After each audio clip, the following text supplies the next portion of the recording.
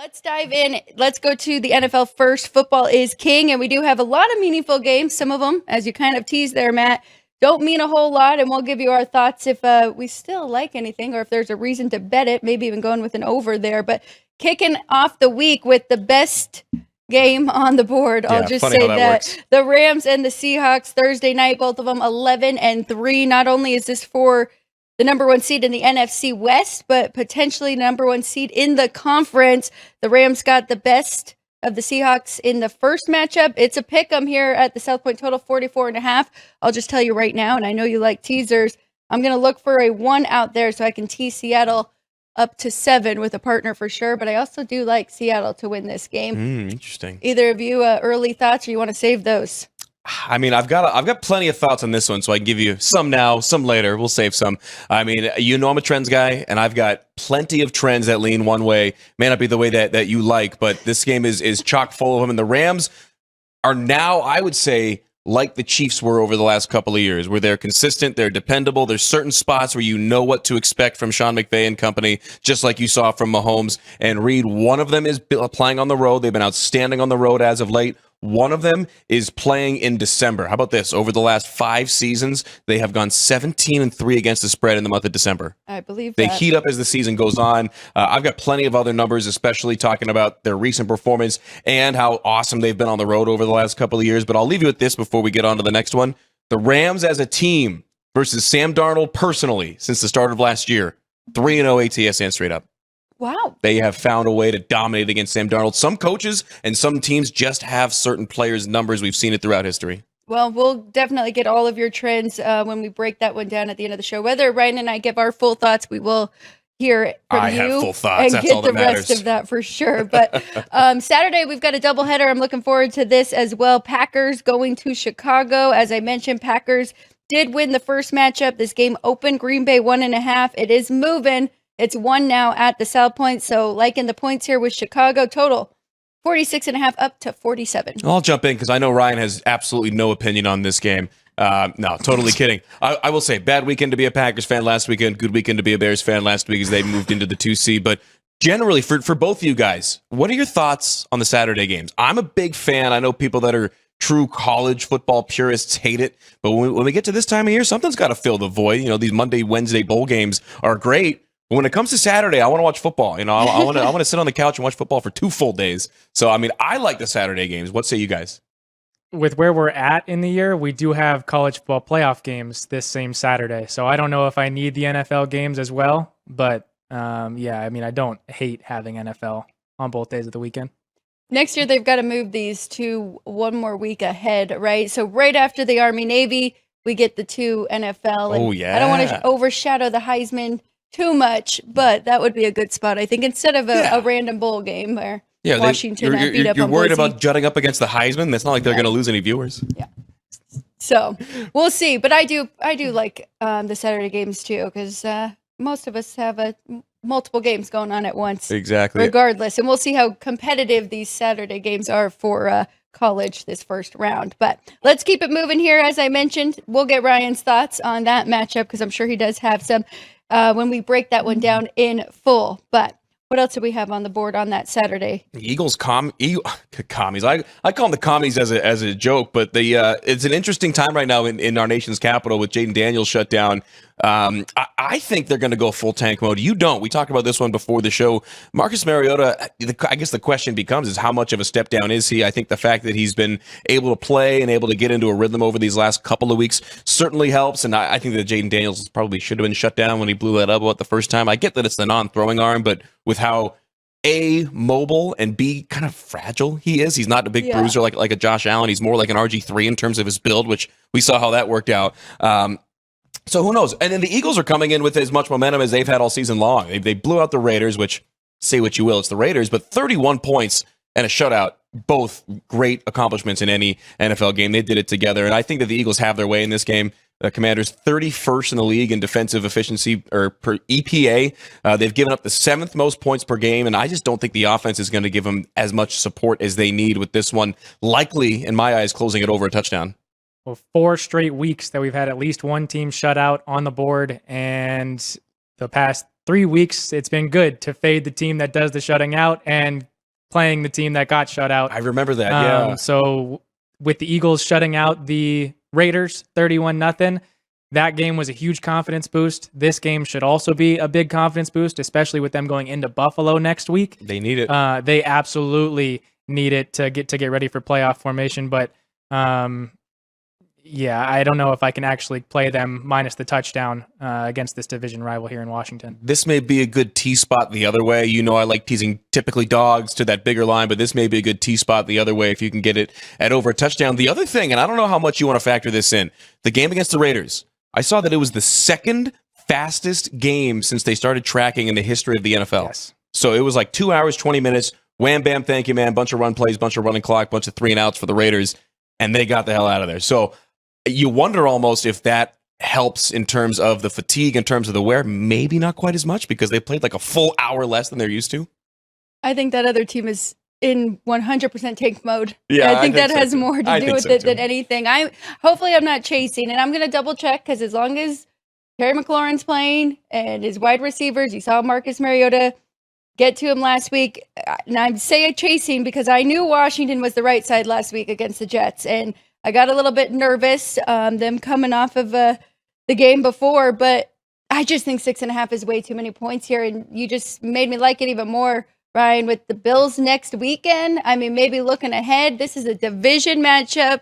Washington would love nothing more than to play spoiler here. So 6.5, I made it 3.5, and feel like I've been pretty good with my Washington numbers. So looking to take that 6.5 here with Washington as of right now. I think for me, it's an Eagles tease or nothing. I could see this one finishing like 23-20. It could be a very close game with the Eagles having to stave off a late Marcus Mariota comeback drive or something like that. These division games late in the year are usually a little bit tighter than if they were earlier. Yeah, that is true.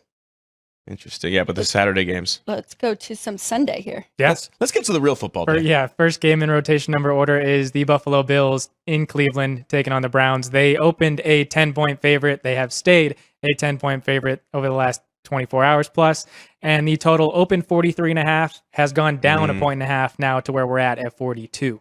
Man, this one just screams under to me, and it screams get on it right now. I think that this one will likely continue to drop a couple of points. If we get under 40 here, that'd be something in a game with the 10-point spread to be a total of under 40. But the only two numbers here that really make me think under and have been pretty successful this year, the Bills this season in road games are 5-2 to the under. They've been able to slow it down with the increased effort in the running game and James Cook's prowess this year. And the Browns this season as a home dog, 3-1 to the under. So both of those trends kind of lead me to an underplay, but it would be like early or now. Go ahead and get it.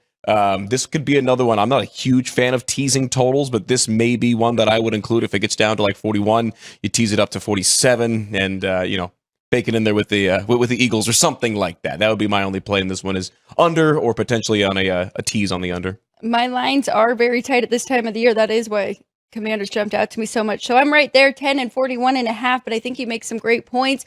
Maybe a little bit of a weird sandwich spot for the Bills coming off that big Patriots win, and then the Eagles up next. So that makes me a little bit concerned. I'd lean more to taking the points, but I like your under thinking, and the Bills might be thinking like the Eagles were, get in, get out, right? Let's just try and get this win and stay healthy. I could see the Bills getting up by 2 touchdowns. Let's just say it's a 24-10 game, and then just really running it, taking it down, and that still gets you there under. That still gets you on the cover, so everybody can be happy. That's what I'm hoping for, because I definitely am going to play this one under, but it's going to be either like now or later this afternoon for sure. Oh, and I'll just throw this in now because I was pretty shocked to see this. Looking at seconds per play, Buffalo right now is the slowest in the league In terms of time between plays.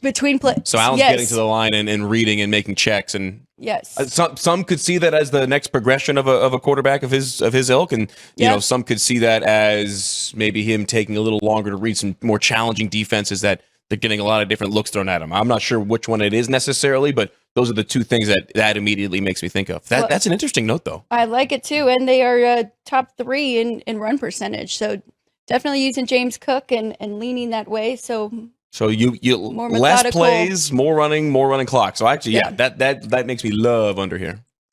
This one is a one that I do have a 3-leg teaser already, early week teaser. I did take the Bills down to 4. A play against Shedeur Sanders. The Bills may be looking forward to the Eagles next week. but knowing that they need to get the business done in order to stay competitive in the AFC East and need the help from the Patriots to lose couple more games. But I do like the Bills minus the 4 and took it early in case we move to 10.5, which it has been a take elsewhere in the market on the 10.5. So to play the number there. But I do like that one. Going to the next one, not so good. New York Jets on the road in New Orleans taking on the Saints. Open Saints minus 4, still there at minus 4. Opened total at 40, still there at 40. And the one thing I would say to kind of combat the team's tanking is that kind of Rap Sheet had tweeted it earlier in the week. When you're trying to change the culture, you need to win games. And that's exactly what the Saints did last week, beating the Panthers. The Jets culture has always been messed up. So, yeah, we're still sitting here at the numbers that they opened. And if Rams Seahawks is the best game of the week on Thursday, this is the antithesis, the very antithesis of that. This one's gross. And and that tweet was in relation to the Saints and Tyler Shuck. You know, I don't know. I got nothing on this game because these are just two teams that I have not enjoyed watching this year. And the Saints are plucky. Like, I'll give them credit. They fight hard for a team that really probably should be tanking. That 11th pick overall is going to hit like crack when they win over these next couple of weeks. And I don't know. It's one of those things, and I see both sides of it from a storyline perspective in the NFL. Like, you want the better draft pick, and it's the league where the worst record gets the best pick. So it's very easy to make that argument. But you also want to build that culture. I think there is an argument to be made. And is Tyler Shuck in this instance the long-term answer in New Orleans? Absolutely not. But is a potential third-string tight end, a backup safety, these guys that are getting in and having some success that are on multi-year deals and are going to be a part of the future of this franchise. I guess the question becomes is how much do they value these experiences on the field? And just don't ask Lovie Smith about winning late in the season when you're supposed to be tanking. That worked out well for all parties involved, but that's a rare instance. With this game, I would have to see how the line moves. I would imagine at this point early in the week that this is the one probably taking the least action on the board. I wouldn't be surprised if it did get some action. I mean, I could see some people making the case that the Saints should not be a 4-point favorite over anyone in the league. I agree with that. I will say that is where my numbers come. Ready for? I think that it is correct. Does that say more about the Jets or more about the Saints, though? I think it says more about the Jets, definitely. But so this is a pass for me. I'm right there, side and total. So won't be getting any action from me, but I could just hear Chris Andrews saying that surprisingly, they have a lot of handle on it. The Jets also scapegoated by firing Steve Wilkes, their defensive coordinator, yesterday. So some changes on the defense when their head coach is a defensive-minded guy, and Aaron Glenn, and that normally doesn't work out great when your head coach is the same facet as your coordinator that gets fired. And Aaron Glenn, former DC with the Saints, they were abysmal when he was there, so maybe that's an angle you can play where if the Jets have an opportunity, they'll run it up maybe, but who knows? This game, this is one of those ones, like Rams Seahawks, I see it, and I get excited, and I'm ready to talk about it. I didn't even want to look into this game. I did, but I'm like, come on, there's just nothing that excites me about this one. Well, how about this next one? Because two teams that are already eliminated again here, but Minnesota still playing tough. We saw that big win for them on Sunday night. Minnesota's a 3-point favorite on the road over the Giants, total 43.5. Jackson Dart does not want to be shut down for the year and wants to continue playing football the way that he does. Yeah. You see anything in this one? Nothing jumped out to me. It's very close to my numbers. I mean, I found two trends on the Giants that may or may not lead me to a play. One of them is that they've gone over in their last 4 games in a row, so that is something to take a look at with 43.5.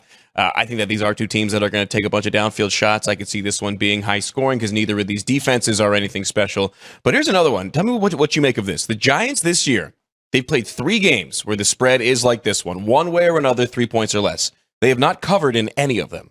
So when it's a tight spread, 3 points or less, the Giants have been blown out on all 3 occasions. And I think that the Vikings very well could come in and do that with J.J. McCarthy at this point of the year. It's kind of like a show and prove for him as far as his future potential in Minnesota. A lot of people are down on him, including inside that very locker room. But yeah, the Giants are a tough team to bet against at this point. I will say, like Jackson Dart, they could be 0-15, and he's probably going to play the same way. He's one of those quarterbacks. Yeah. So this is another one where the line's really, really tight. I think in these instances, you got to go with the trend. I would go Vikings on the road. And I would go over if I were to make a play on either of these right now. This is one where I'm going to see if it gets down to 2.5 for whatever reason. I may fire on the Vikings right away. But if it gets to 3.5, I may wait, see if we can get even up to like 5, something like that. See if you can get the comeback on the Giants. Ryan's definitely watched more Giants games than probably most. Yeah, a little more intently. Touchdown for Danny B this week? He did score one against the Vikings earlier in his career when they beat them in the playoffs in 23. It's an omen. That one was in Minnesota, though. So Jackson Dart has started 9 games for the New York Giants this year. He's been in concussion protocol 5 times. I saw that. That's awful. That is terrible way to manage your body, terrible way to manage your brain. The Giants are very poorly coached. The Vikings are not. And the Vikings have 2 very good confidence boosts the last 2 weeks. It's a play on the Vikings here. The Giants are 57, 71, and 1 in MetLife Stadium since it opened. So this team isn't good at home. And Matt had mentioned they're not good when it's a close spread like this. It's the Vikings in this game. And I think the coaching angle, I'm glad you brought that up. That is certainly something that makes an impact in a game like this. Definitely does. 2 Even teams though without I anything will to play say, for. you guys are saying they have confidence from those last 2 games. I mean, that's what I almost want to fade. You want to fade, them because sell high? I don't. Yeah, a little bit of a sell high. I did make it too, so I'm right there, I guess.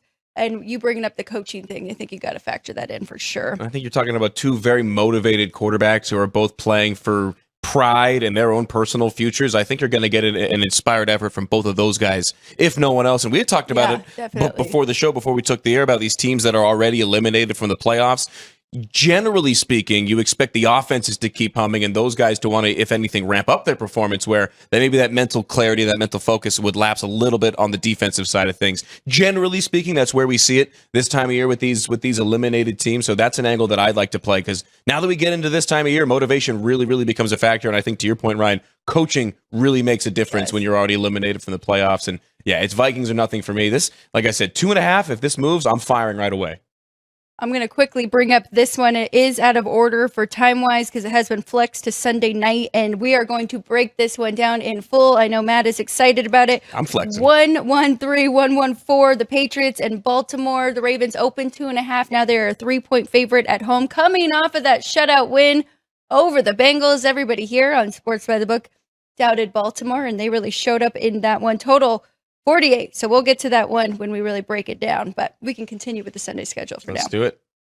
Well, the next one's a AFC or NFC South showdown, and it's 2 teams I think with some of the more interesting storylines in the NFL coming into this week. You got the Bucs in Carolina against the Panthers, open 2.5, now up to 3 points. So a little bit of steam coming in on the Buccaneers. I wanted to ask you, Alex, before we get into the handicap of the game, for your system and the way you do it. The Bucs are coming off of what they call the mini bye with a Thursday game against Atlanta last week, and so you've got the extra couple of days of rest. It's not a full bye week, but I actually wanted to ask, do you factor that into your calculations, that mini bye? A little bit. I mean, just kind of helps your case, right? If it all starts with the numbers, that's like 75 to 80% of it, and then you're looking for these factors that makes it like a confirmed bet, right? Or looking for things that you want to stay away from it, such as if it were the opposite. But I definitely think that'll help Tampa Bay here. And if you caught any of the post game, I mean, this team is pretty angry, and the Panthers gave them a gift by losing to the Saints. So now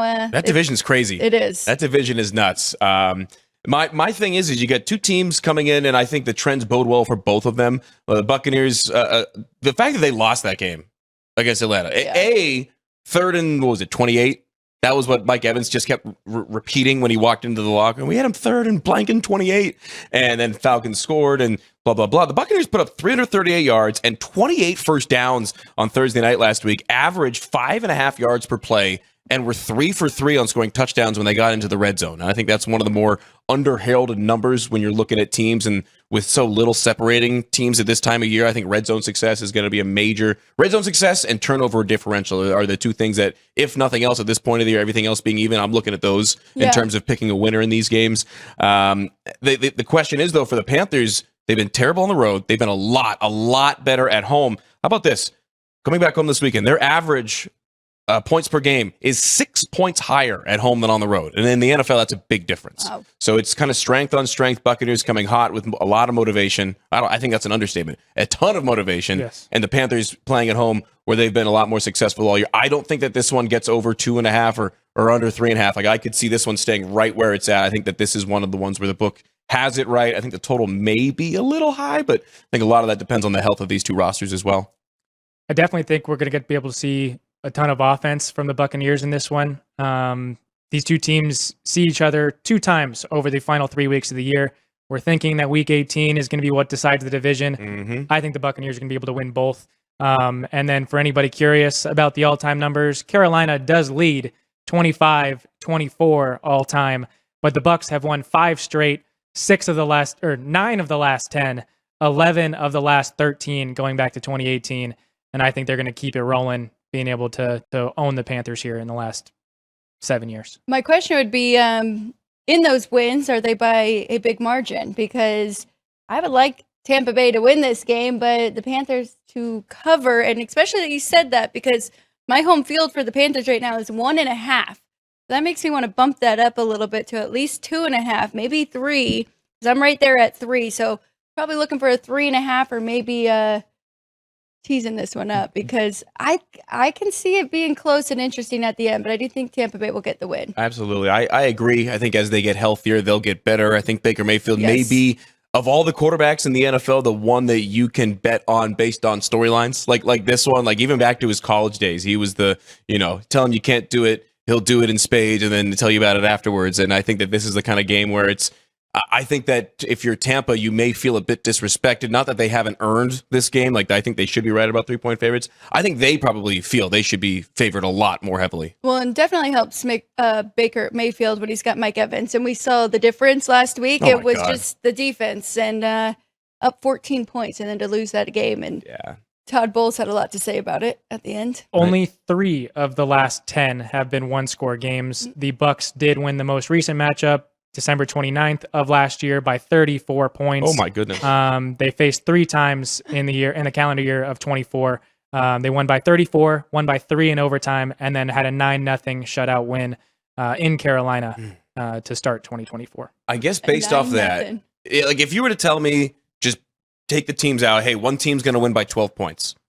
I think that the Buccaneers probably have a better chance to win by 2 touchdowns than the Panthers do. Well, then you should find a couple more, and you should take that teaser parlay. I might have to. Because I bet you that is what the number is on there. Or is it probably 9? Is it a 6-point? The reverse teaser? Yeah. Yeah, it would be, you would need them to win by 10 if Chris and company uses the 3. All right, this might be my debut because there's some of these numbers that I think would be very interesting to play on that card this week. We'll see. All right, going to some more here. An AFC battle between 2 teams eliminated. The Kansas City Chiefs on the road in Tennessee taking on the Titans. This one opened Chiefs minus 3.5. We are still, it's been a take on the 3.5. We are now at 3, and the total opened 37.5. We are still there at 37.5. I think the question in this game, at least for me, and like I'm not touching this one with a 10-foot pole until we get later in the week and a little bit more clarity on what we can expect from the offenses. But going into this week, the Chiefs have called the 4th highest rate of pass plays per game in the NFL. And of course, that's with Patrick Mahomes. Obviously, keep that in mind. How much do we think that changes with Gardner Minshew? And he's a gunslinger. He's going to be a guy who wants to sling the rock around the yard. But I don't know if that changes. Like, I could see this game going over. I could see his props going over. And I could see the Chiefs just literally just throwing the ball all day against this Titans defense that has been abysmal against the pass all year. I don't think with Gardner Minshew, you need to change that much. No, I agree with you. And to be honest, I mean, I know the Titans have looked better the last 2 weeks. They've looked more competitive, but they're not a good football team. Yeah, better by I think by I think 3 points here is okay for the Chiefs. My number with Patrick Mahomes in is 10. So is he worth 7 points to the line? Probably fairly close. Is that about where you'd have him? 7? I'd probably say 6-ish, right? I'd say like my immediate instinct was like 5 or 6. Is 7? There's probably only like 2 or 3 players in the league that are worth a touchdown. I mean, if there's any, he's up there. It's him and Lamar Jackson, maybe Josh Allen. But so I think it's a little bit of a overreaction. I would only be playing the Chiefs here. And Gardner Minshew, we'll see how he does. Did not look great here in Las Vegas, but didn't really have an O-line, and we're seeing nobody's really looked good. Big difference in coaching staff as well. Difference in coaching staff. That's putting it lightly. Sounds like we all kind of like the Chiefs in this spot. What about you, Ryan? Yeah.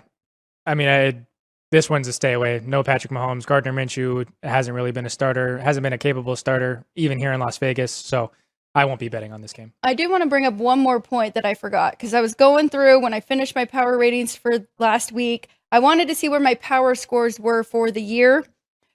The top 4 power scores or teams: Rams, Seahawks, Lions, and then the Chiefs.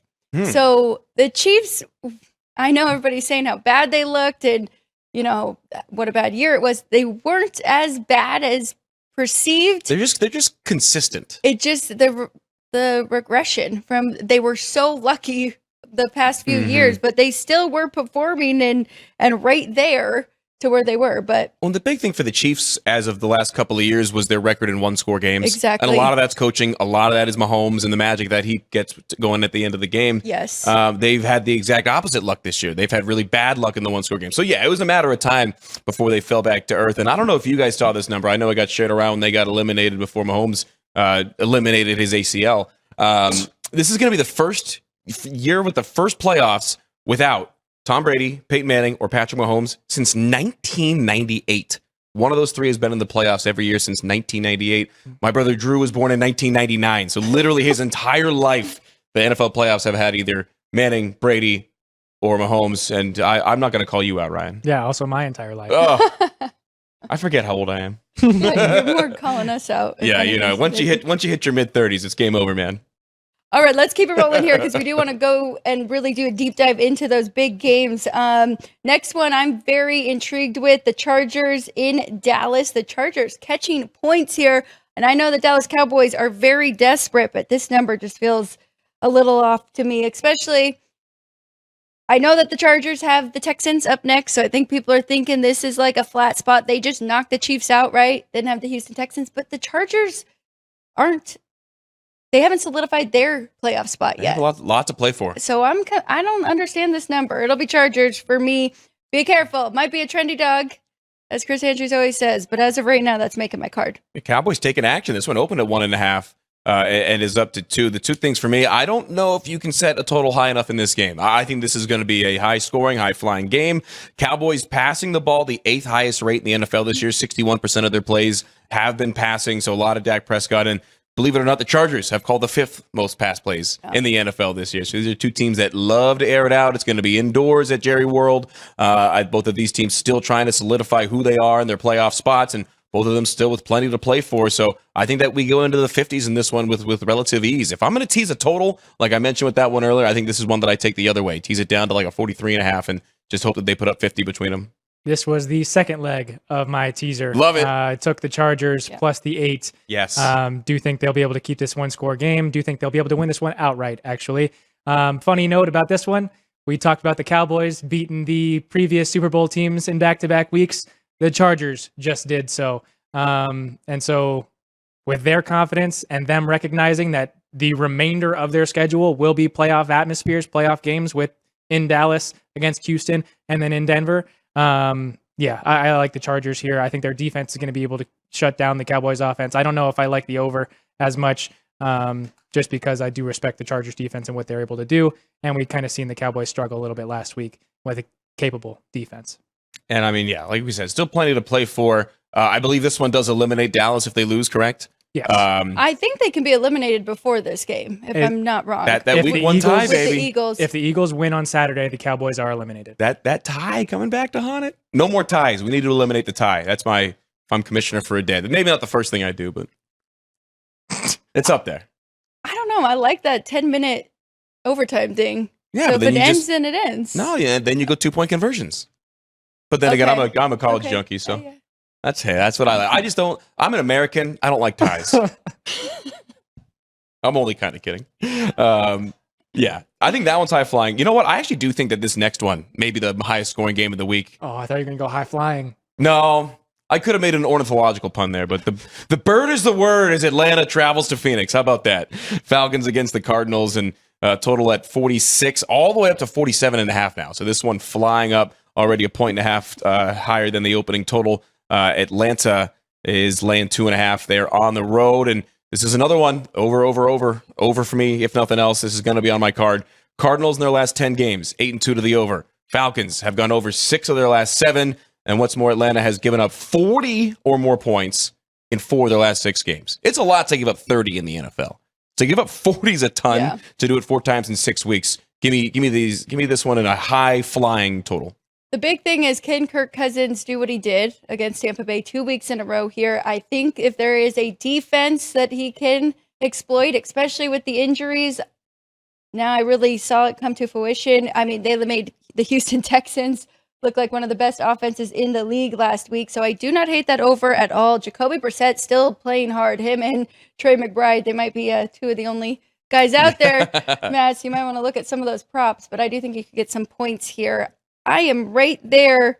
Well, actually, I think that's a little bit, it's getting a little high on the Falcons, but so it'd be a lean to taking those 2.5 here with the Cardinals at home, but I'm probably going to pass on that one. If anything, I'll jump in with the over. This could be a tease for me. I just don't know if I trust the Cardinals to keep this one close, especially if the points start getting up there. Well, remember, too, I mean, there's a lot of chatter around that franchise as well. So he's coaching for his job. Jacoby Brissett's putting tape out there for his next job next year. So I think that the motivation factor is certainly there for both quarterbacks and both coaching staffs to keep putting points on the board. Both coaching staffs is right. That's a big one, yeah. You're right. All right, keeping things moving, going to Jaguars on the road in Denver, 2 division-leading teams. 2 hottest teams in the league? Yes, sir. And we had the Broncos open a 3-point favorite. We are still at a Broncos 3-point favorite, and the total open 45. We are up a half to 45.5. And while I think Rams-Seahawks is probably the best game of the week, I think this one might be my favorite in terms of the storyline and in terms of how I think it's going to go. I think this one's going to be tight. I think it's going to be right down to the wire. I think one way or another, whether you're laying or catching the 3 in this game, is it better? You're going to be sweating it down to the end. This one may be a stay away for me, but we'll see. The thing you got to consider is that the Jaguars have been the single hottest team in the NFL over the last 5 weeks, especially offensively. They've won and covered 5 straight times. They've beat the spread over the last 5 weeks by an average of 16.5 plus points. So they're not just winning, they're dominating. I mean, they are beating everybody by a long shot. And since the bye week, the Jaguars have gone 7 games since their bye. Trevor Lawrence, in that span, has 1,800 pass yards, 8 touchdowns, and they've put up 25 or more points in every single game. Over is 5-2 in Jacksonville's last 7. Denver has gone over in each of their last 3. That being said, I like over because you can basically pencil in Jacksonville for 25 points. If you think the Broncos get to 20, I think that gets you there. You know what? Give me the Jaguars. Give me the Jaguars on the road. 2 division-leading teams. Partially with my head, partially with my heart, because I need the Broncos to lose and the Patriots to win. I'd love a bye and love the playoffs to go through Foxborough, but I digress. I do think Jacksonville. I would like the Jaguars to upset. This will be one if I tease that I include as well, getting Jacksonville up to near double digits. This will be the first playoff atmosphere and first attempt for the home field advantage to show up. Well, I guess last week really was against the Packers, but this in terms of AFC teams having to go through Denver. This will be a chance for Broncos fans to really stand up and shut down that Jaguars offense that lit up the Jets, who have not forced an interception all year and allowed Trevor Lawrence to get 6 total touchdowns against them. So I think this is a reality check for the Jaguars here. I'll be on the Broncos. So we got a little bit of two-way action. I like it. Where's Vinny? I'm sure he'll probably. There he is.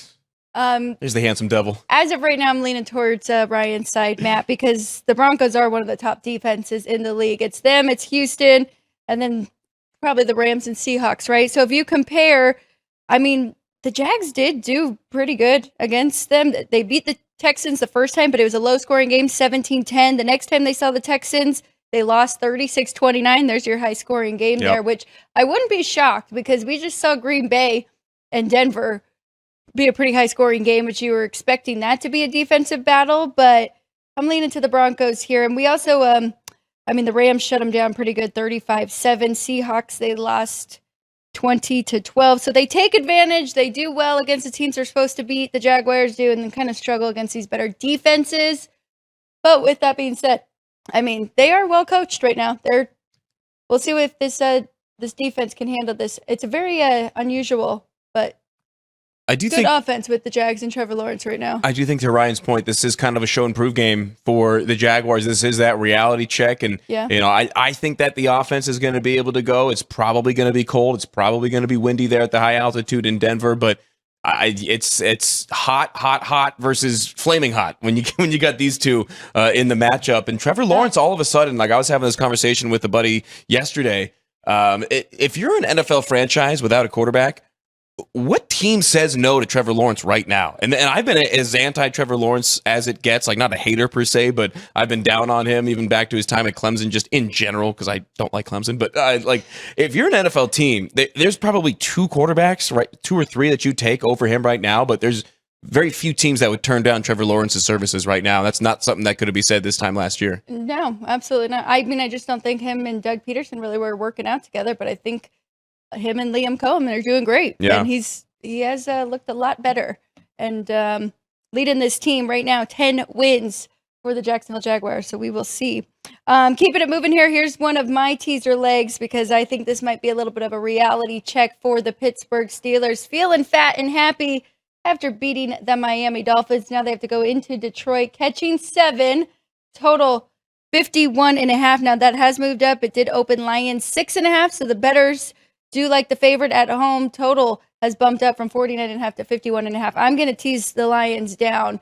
I do think that they find a way to win this game. So I think if you're just laying 1 point here, that's a pretty good spot. I'm with you on that one. I agree. The Steelers took advantage of a Miami team that was due for some regression at home. The Monday night spot in Pittsburgh, as we've said, is about as automatic as it gets. And Tomlin, with his back against the wall, turns into Don Shula all of a sudden whenever those situations arise. So that was kind of a foreseeable matchup, I would say, especially with the Dolphins traveling to a cold weather city. That should have been the end of the handicap right there. Lions don't lose at home. Lions don't lose to teams that are worse than them at home. I think that's 2 for 2 here for Detroit.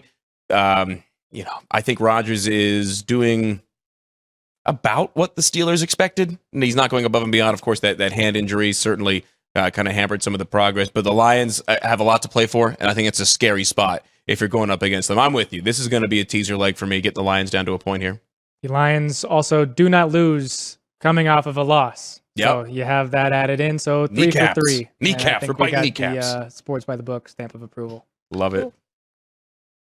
2 more for our Sunday slate before we get to our Monday night one. This one, Raiders, Texans. You got 2 teams going complete opposite directions, and I believe this one's going to be the biggest, by far the biggest spread on the board this week of 2 touchdowns. This one's going to get over 2 touchdowns in my mind. The Raiders find themselves in a serious conundrum here. This is another conversation I was having. Played a round of golf yesterday, so we talked a lot about the NFL with some of my Westgate buddies.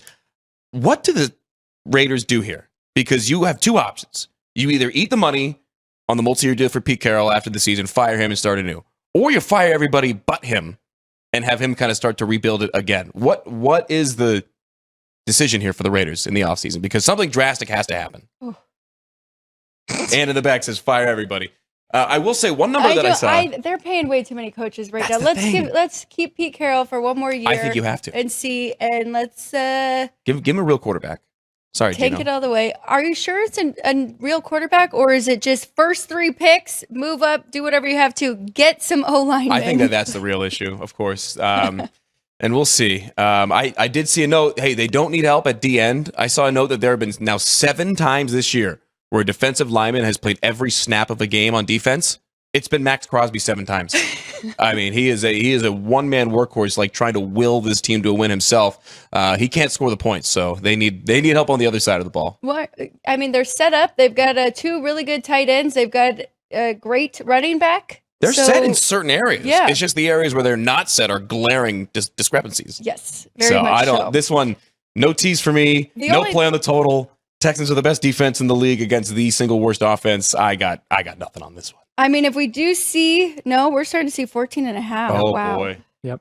So I was going to say, how can we I literally tease the Raiders to 25. Wait for the line to get crazy before kickoff and tease the Raiders the other way. But It's very unusual for the Texans to be this big of a favorite. They don't really play that style, right? They're really good defense. Their offense started to click last week, though. They found some downfield passing, which they had been missing in the past. That is correct. So, but other than stay that, away from me. They did cover a double-digit number last week against the Cardinals, who the Raiders are worse than, depending on who you talk to.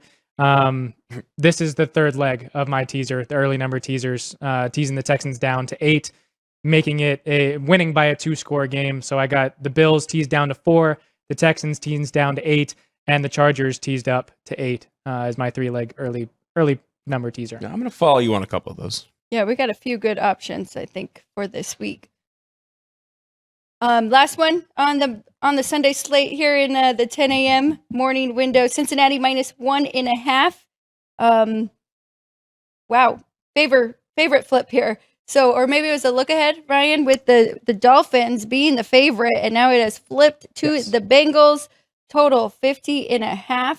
Are the Dolphins officially eliminated? I forgot to check that. Yes. Okay, so both of them. Both of them eliminated, nothing to play for. And like Joe Burrow even came out and said, I'm going to play. I think it's like, I can see certain instances where it would be smart to bench a guy, but he's just coming back from the injury. He's fully healthy. I don't think it should be a storyline that your franchise quarterback is going to play out the rest of the regular season. It's I could do a whole hour, by the way, on these college players re-signing. I saw USC's making a big deal of being like, yeah, we've re-signed so-and-so. I'm like, yeah, you signed a 4-year scholarship. Yeah. Like, yeah. I digress. I could go off on and on about that, but I mean, wait, USC. So Jada Maeva stayed. That was the one that I didn't see yet. Okay. We'll talk about that one later because that's going to be a good storyline there. But the Bengals with Joe Burrow, I think the Dolphins. The question is was that 5-week run where they were the single best rushing offense in the league real, or was that just a matter of circumstance? Because if they are that team, if they are as good on the ground as they have been, they could beat the Bengals, I think, especially at home where they're so much better than on the road. But the question is that their identity? Does Tua make the most sure bet in sports and throw a pick in the first 5 minutes like last night? I was all over that one, Ryan. I see you pointing there. I think if the Dolphins can effectively control the running game and be the better team on the ground, I think they win this game going away. The Dolphins defense, the Bengals defense is still really bad. So I think they will definitely look better against this unit. What do you got on this one, Ryan?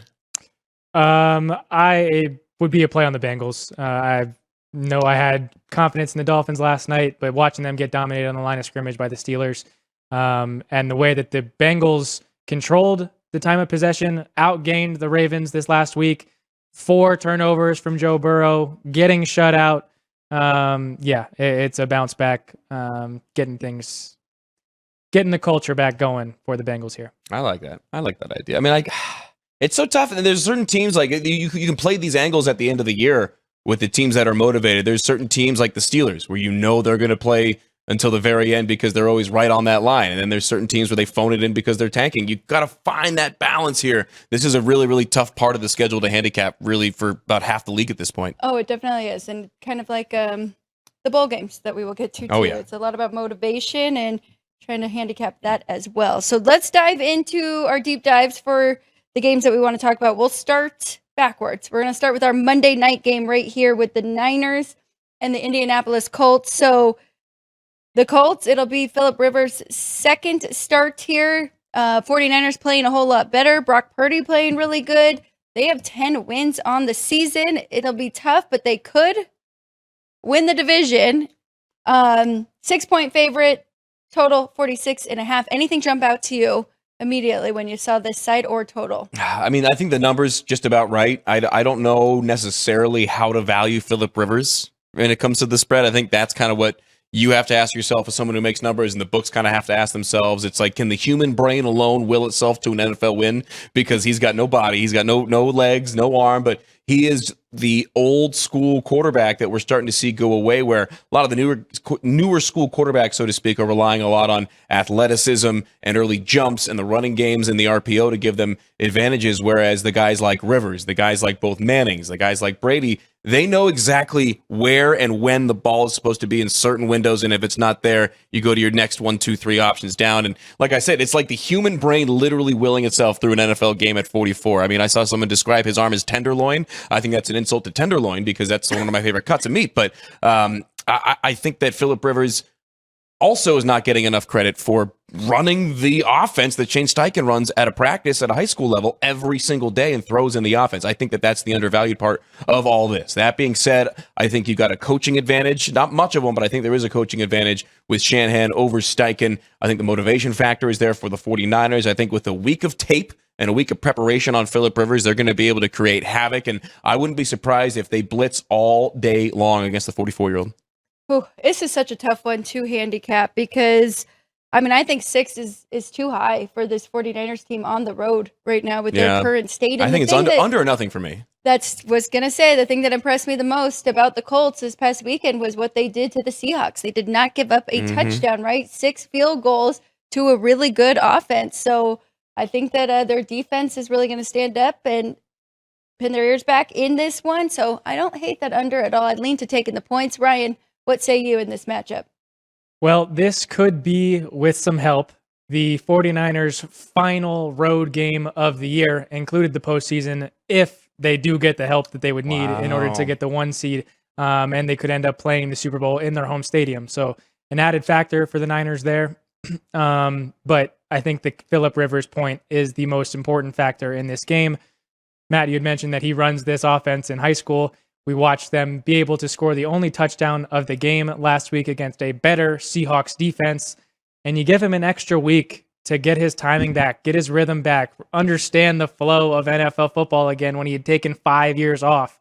And you just watch the Titans be able to put up some second half points on this Niners defense. So I do think the Colts will be a competitive game, especially with the Colts fans being able to welcome Phillip Rivers back and have it be a home field advantage there in Indianapolis. So not at all a confident play with the Niners here. Wouldn't be able to lay the 6. It would be more so a take on the 6 or even a tease up to for a single-digit game getting the 12.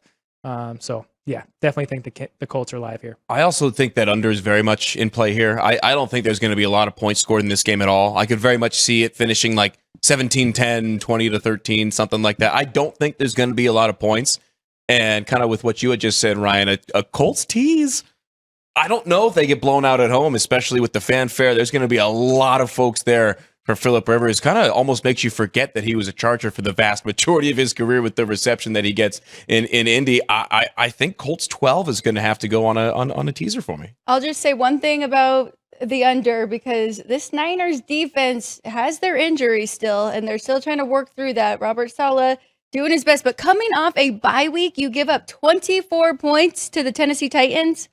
That worries me a little bit. And that's why I think the case for taking the points with the dog is probably the better pick. They also gave up 136 rushing yards. Tony Pollard had 104. So could be a big Jonathan Taylor day as well. Brian. Also, just a fun all-time note. You guys know I like to bring it in. The Colts lead this rivalry all-time 27-19.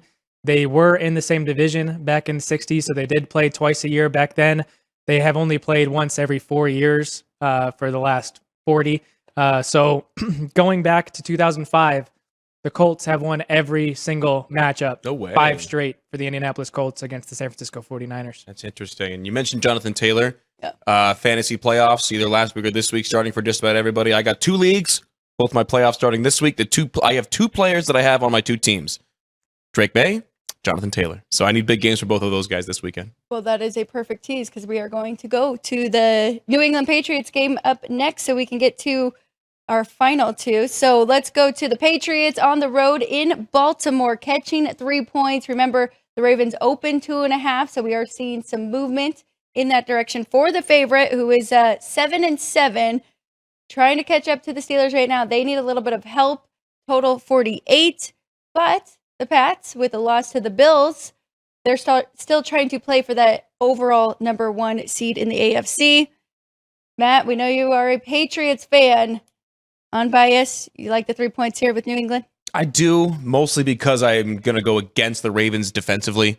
I mean, the Patriots put up 31 against the Bills, and the Bills aren't, a top tier defense, but I think with how these teams are playing right now, give me the Bills defense over the Ravens if I were to pick them for my team, especially considering the health of Baltimore's defense all season long. And, the Patriots basically, they say the phrase like, threw up all over themselves. They were up 21-0, and the Bills scored right before the half. And we talked about the critical 8 earlier in the show. That was kind of where that game flipped. And all of a sudden, Josh Allen gets momentum. I think he is probably, if there's a quarterback in the league that you don't want to give any sliver of momentum to because he can take it, you give him an inch, he'll take a mile. I think Josh Allen probably is the number 1 guy in the league that you would think of that of. So that's just the wrong guy to give up that momentum to. The Patriots offense was not the problem. It was the defense against the run game. And, while I think Derrick Henry has a big game, he's going to get his way more often than not. It's going to be about bottling up Lamar Jackson. I don't know if the current receiving crop for the Ravens is anything to be too concerned about for this really good pass coverage that the Patriots have had all year. I like the Patriots. I think this one goes under.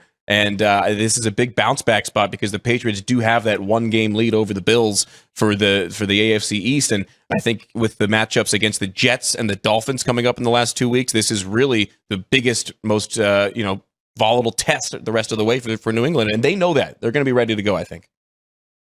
It was a lay of the 2.5 for the Ravens in the market, and I think it's a take on the 3 with the Patriots, especially on the road. Matt, you had mentioned they blow a 21-0 lead at home to a division rival. They need to lose out, or they need to lose games in order to help the Bills get back and win the AFC East, but I think the Patriots realize what's in front of them. Stephon Diggs even pointed out that maybe they even needed to remember what it felt like to lose, as they were one of the hottest teams, if not the hottest team in the National Football League, now the Broncos. But getting outscored 28-7 in the second half at home. You now go on the road in what's going to be a playoff atmosphere, getting you warmed up for the playoffs. It's a play on the Patriots here for me, especially with the Ravens shutting out the Bengals and fading a team that just shut out a team. Lost the time of possession to the Bengals, outgained by the Bengals, still managed to shut them out. I think the Patriots are going to be able to get it done here. And I think if Mike Vrabel does nothing else this week, he's going to have that team ready to go coming out of the locker room. I think they're going to be fired up for this one. Well, we'll find out how they respond, because that is a very tough way to lose. And it could take them a little bit of time here to bounce back in this spot. The Ravens are a very desperate team. Very much so. They are still alive. They could kind of count on the Steelers messing up down the stretch a little bit and making that week 18th mean something. So everything right in front of them. I don't have a play. I made it 3.5 here for Baltimore, but we'll see. I'd probably wait, because I think the number does get there. If you're going to take New England, get the 3.5 or 4. What do they say though? Hungry dogs run faster. I think that is the only thing that really scares me about this one, is the Ravens and how desperate they are. I don't know. I think we might see that 2.5 again. I think we're more likely to see that. Yeah. We mentioned the fact that this game was flexed to be Sunday Night Football next week. The Ravens also had next week's game against the Green Bay Packers flexed to be a primetime game. So Ravens running the gauntlet here at the end of the year too. Yeah. New England, Green Bay, and Pittsburgh with those last 2 on the road. That's a really tough finishing schedule for Harbaugh and company. All must wins. Literally. To get in. Yeah. Wow. Not completely outgained, but very close. Ryan, 317 total yards for the Ravens to 298. But I mean, through the passing, 4 turnovers. Yeah. Lamar Jackson only at 128 passing yards to Joe Burrow's at 198. But yeah, the 39 time possession there to 20-45 is pretty crazy. Pretty striking advantage there, yeah. So we'll see. I mean, I'm not going to buy any stock on the Ravens yet. We'll see if they can turn it around. But let's go. We got 2 more. I'm excited to get to Saturday's game next. And we did see this one already. So this is a rematch. Just 2 weeks ago, the Packers did get the best of the Bears. They were at home. They won that one by 7. So they covered as a 6.5-point favorite. Now the Packers are just a 1-point favorite on the road in Chicago. Total 47. Now, a little bit kind of similar to the last one we just talked about, because The Packers did have the advantage in yards. The Bears actually had the time of possession advantage in that matchup. Ryan, why don't you kick it off? What do you think about this one, the second time these two are meeting this year? Yeah, you had mentioned that they met 2 weeks ago. The Packers did cover the spread. They were a 6-point favorite. Well, opened to 5.5, went to 6.5. They did manage to cover that game. The Bears did have the final drive. Not necessarily, because Caleb Williams threw an interception in the end zone, which would have tied the game, or would have put them down 1. And it begs the question: would they have kicked the field goal to go for tied into overtime, or would they have gone for 2 to try and win it right then and there? Key thing there, you'd mentioned, the Packers did outgain them, but the Bears controlled the time of possession. They also outgained the Packers on the ground. And you add in the fact that Micah Parsons will not be playing in this game, will not be playing for the remainder of the year for the Packers. And Christian Watson is questionable for the Packers offense. The Packers were able to beat the Bears based on the fact that they had man-beating plays on offense, beating the man coverage for the Bears on defense. Christian Watson, long touchdown, and I believe Romeo Doubs was the other long touchdown. It was Romeo. So you add in the fact that Jalen Johnson is now back for the Chicago Bears. Tremaine Edmonds was activated off of IR. The Bears are getting healthier on defense. The Packers cannot say the same, and we've seen it already be a take of the 1.5, moving more to the Bears number. I think it closes a pick here. I do also have some other. Rome Odunze should still be out in this game. He's dealing with an injury in his foot. Honestly, should be shut down for the remainder of the regular season. Luther Burden is questionable with an ankle injury, in which he flared up in this past week. But after the first matchup, Ben Johnson had said that DJ Moore was a big part of the game plan, and he only had 1 catch in that game. So now you have Rome Odunze out, Luther Burden likely out. DJ Moore is still going to be a focal point of this Bears offense, but you add in the fact that they outgained them on the ground in that first matchup. It's going to be even more of a focal point to run the ball, control the clock, have the fans show up in Chicago. It's a play on the Bears here, despite me being a Bears fan. in spite of. I would lean Bears. I would probably lean heavier to the under, just with all those injuries. I think a lot of the offenses for both teams not necessarily set in stone with the personnel grouping. So yeah, I would lean under just based on the disarray in terms of the both teams' availability in the receiving core. I would lean Bears based off of those storylines. You never know. Sometimes a quarterback can take it upon himself like a Jordan Love. This is going to be a big time show it game for Jordan Love. I do think that the Bears do come out with the win. I don't know. This one is tight. I think one feels about right. This one should be a pick'em. I'm with you, though. I do like the under here. 49 total points in that first matchup, but with everything we just said, I mean, I think it's going to be a run-heavy script on both sides. The weather, the temperature is definitely going to be a lot colder than it was even in that first one. No, Ryan? It's actually supposed to be pretty nice in the 40s this weekend. Balmy. 40 degrees in Chicago in December. What are we doing? These are the 2 NFC North teams that are outdoors, so this is what they want. Well, maybe we can go first half under here. I like it. Feeling it out, first half, run heavy. I do think it will be run heavy, though, especially if Christian Watson is questionable. And we've seen, the Bears, I really do like what they are doing with their balanced offense. That's the one thing that concerns me with taking Chicago in this spot, looking at the yards per play. Green Bay was 6.5 yards per attempt to 4.6 for Chicago. That's a big discrepancy. Actually, that's just yards per play, 6.5 that's to even more. 4.6. Wow. And it was the passing. The passing was big too. It was 8.5 to 4.9. Yeah, the Bears weren't able to do anything in the first half, and really were only able to get the offense going in the second half in the first matchup. So, but if you're outgained by 2 yards of play on average, that is actually in the NFL, like I said, where the numbers are a lot tighter. That is a huge discrepancy in a single game. But now they won't have Micah Parsons, so that's a big difference for sure. Their offense should take a step forward a little bit. I'm expecting that. All right, before we take a break, Ryan, one more thing. I got one just funny note with the Packers without Christian Watson, specifically this season, 6 games without him so far. They are 4-1-1. Those 4 wins, they scored exactly 27 points in each of them. So their offenses, they also scored 40 and then 10. But yeah, just a funny note there. Very good. Is Romeo Dobbs the one with the Guardian? He Yes. is. Okay. Yes. had to make sure. Guarding something. We don't know what. As long as it's not those awful Packers throwbacks again, just from an aesthetic standpoint, this game will be better. But Let's hit the Thursday night game. Let's get Matt's thoughts. Ryan and I will break it down more as the week goes on, especially on Thursday morning. But let's talk about the trends for the Rams and the Seahawks. We'll take a break.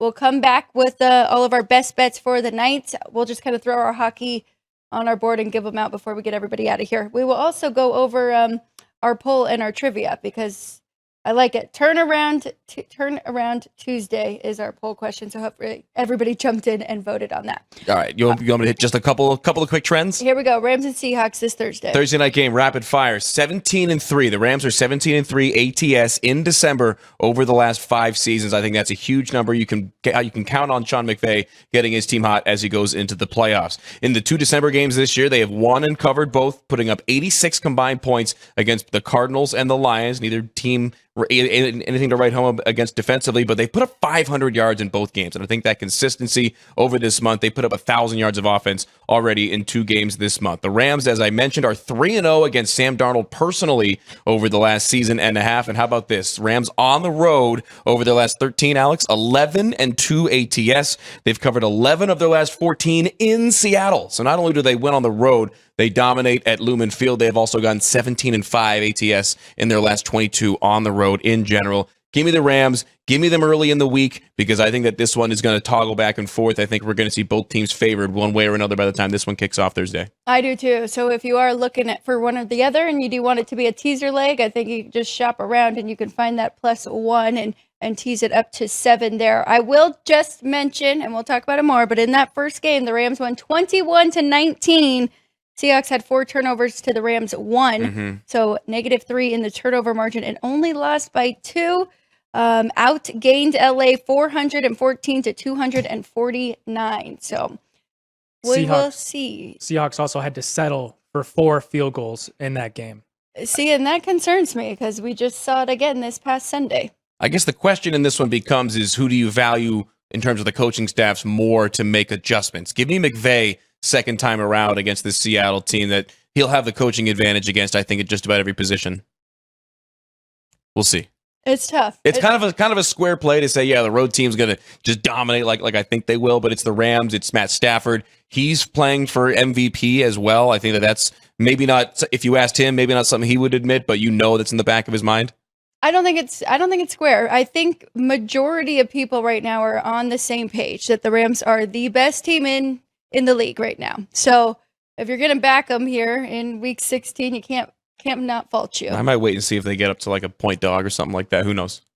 Chris did say yesterday some sharp action was coming in on the Seahawks, and I think a lot of that is those who look at turnovers and stuff like that and kind of a regression to the mean would be betting on Seattle here. Any last thoughts on that one, Ryan? Are you saving them for Thursday? We can save them for Thursday. The only thing is Devontae Adams is probably not playing in this one. And that looks so painful. Yeah, he was listed as someone, I don't know if you ever pulled a hammy, Ryan, in mid-stride. It's the most, it hurts like hell, and B, it's like the most embarrassing injury because you're running and then all of a sudden you look like you, yeah. Yeah, it's the worst.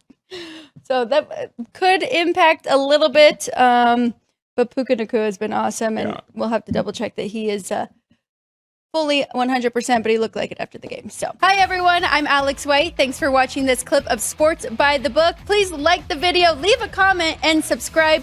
Join us in our daily live show. We'd love to hear from you. Join the live chat and feel free to ask about your favorite plays. Also, you can find in the description links to our podcast and our social media. We appreciate the support, and we'll catch you next time.